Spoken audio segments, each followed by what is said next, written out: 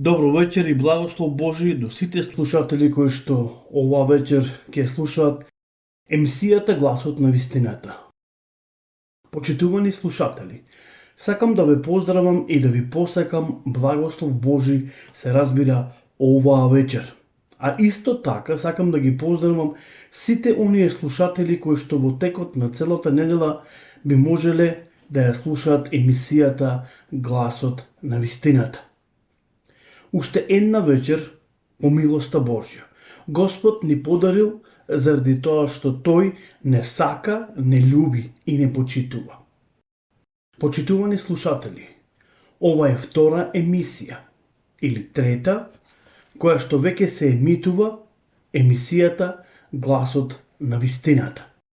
Така да зборувавме на вистина исклучително за многу битни и многу важни теми во минатата година, во 2024 година. Јас длабоко верувам дека и оваа година ќе биде плодна и благословена година, каде ќе можеме на вистина да го слушаме неговиот глас. Минатата емисија спомнавме дека кои се оние кои што го слушаат гласот Божи? Оние кои припаѓаат, се разбира, на Христовото стадо. Сепак, прашањето е, дали ние припаѓаме во тоа Христово стадо? Се разбира, ако го слушаме неговиот глас и сме осетливи на неговиот глас и го практикуваме, тогаш ние припаѓаме во тоа Христово стадо. Затоа што многу битно и многу е важно да се негува Словото на нашиот Господ и Спасител Исус Христос, а тоа најмногу покажува нашиот живот. Господ Исус рекол на оваа земја дека секое дрво, се разбира, се познава по неговиот плод. Почитувани слушатели, верувам дека ќе имаме една убава година каде ќе можеме заедно да го студираме, да го проучуваме, се разбира, Божјото Слово.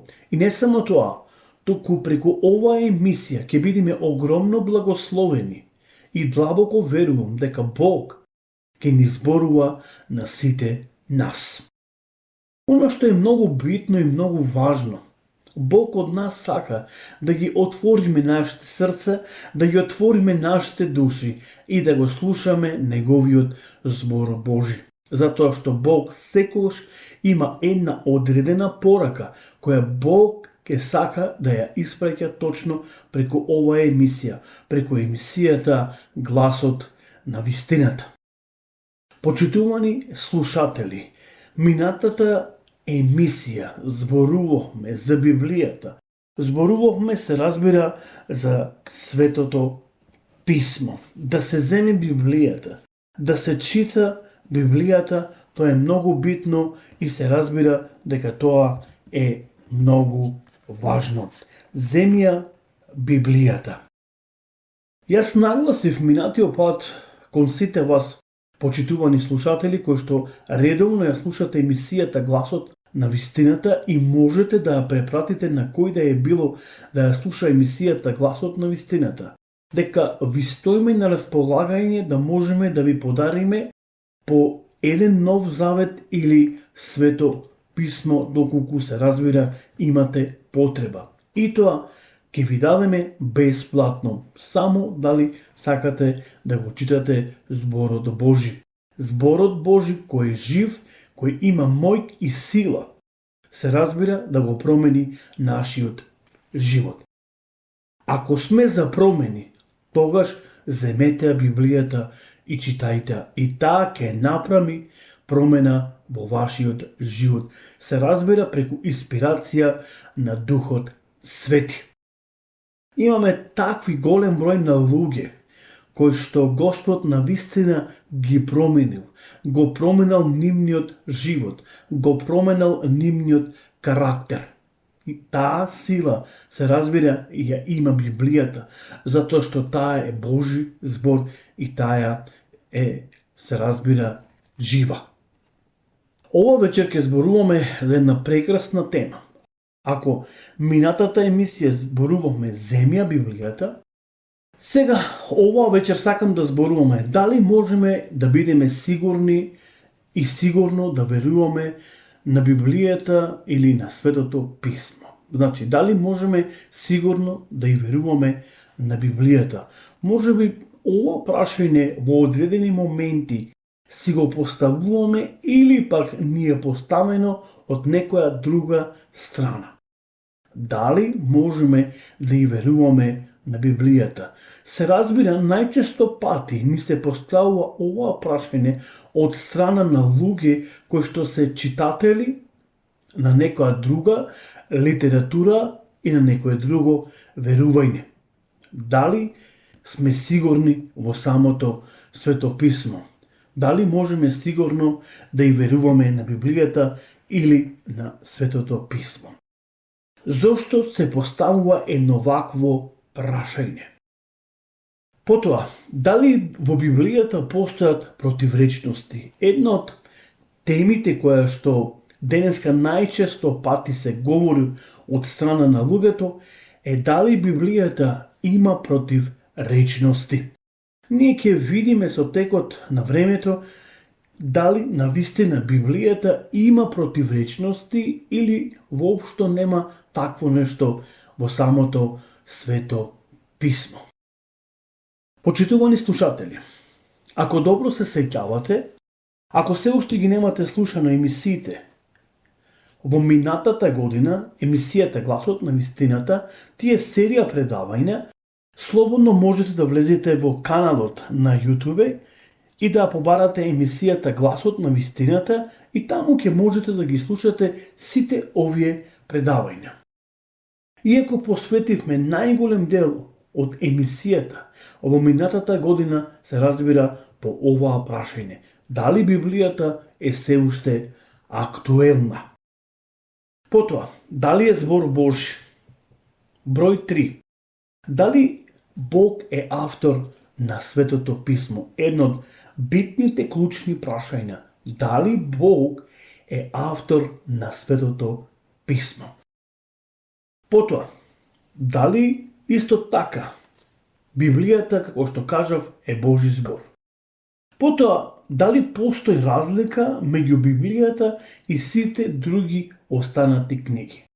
Почитувани слушатели, кога ќе почнете да читате една одредена литература, без разлика за каква литература станува збор, можеби не од христијански или од верски карактер, меѓутоа каква и да е била таа литература или таа книга, почнете да ја читате, а потоа почнете да го читате Словото Господово, Библијата или Светото Писмо, ќе ја видите разликата, ќе ја видите свежината, моќта и силата. Која книга може да ги промени животите, се разбира, на луѓето? Потоа видовме зошто е напишана Библијата. Која била причината за да се напише Библијата и да биде во една ваква форма? Како што денеска ние имаме и ние ја читаме. Па дури зборувавме и во иднина ќе зборуваме на колку јазици е напишана Библијата и зошто, се разбира, е напишана Библијата. Потоа се поставува прашањето дали имало потреба да се напише Библијата. Кога ќе ги прашаме оние кои што се занимаваат, оние кои читаат Библија, ќе видите дека сите тие имат еден ист одговор, дека имало една огромна потреба да биде напишана Библијата. И се разбира пред се, кога зборуваме дали имало потреба да биде напишана Библијата, мораме да знаеме дека тоа е воља Божја. Да се напише Светото Писмо, да се запишат сите 66 книги, да ги имаме во една ваква форма, било воља Божја и било со дозвола на Господа. Потоа, зборувавме, Библијата е напишана со цел да не сочува. Значи, Библијата има цел да не сочува, да не запази од туѓите богови. Таа зборува за многу нешта по оваа прашање. Особено ако осврниме поглед на Стариот Завет, ќе видиме како другите народи живееле во идолопоклонство, верувајќи во мртви во мртви се разбира богови. Израелот бил единствен народ кој верувал во живиот Бог. Но затоа, повторно ќе кажам, слободно можете да влезете во YouTube каналот Гласот на вистината и сите овие емисии ќе можете да ги слушате. Но она што сакам ова вечер да ви препорачам е тоа, кога ќе ги слушате емисиите Гласот на вистината, темите кои ќе бидат прикажани или биле прикажани во минатата година, па и оваа година, почитувани слушатели, јас сакам толку внимателно да ги слушате емисиите, па дури да поставите прашања можеби кои што се уште немале целосен одговор во самите емисии, можеби, но вие слободно можете да ги поставите прашањата, а потоа ние да ги одговориме во наредните, се разбира, емисии кои следуваат, па дури ако треба ми направиле и конкретни теми по тие ваши прашања. Се разбира, ќе дадеме одговор и на оваа прашање. Дали во Библијата постојат противречности? Многу површни читатели наоѓаат во Библијата стихови кои не им се потполно јасни и мислат дека се противречат едни со други. Веднаш ја ставаат на страна и повеќе не ја чита. Зарем тоа не е сатанска мамка, за да може да ја разнишаат нашата вера во Господа? Внимавајте, почитувани слушатели.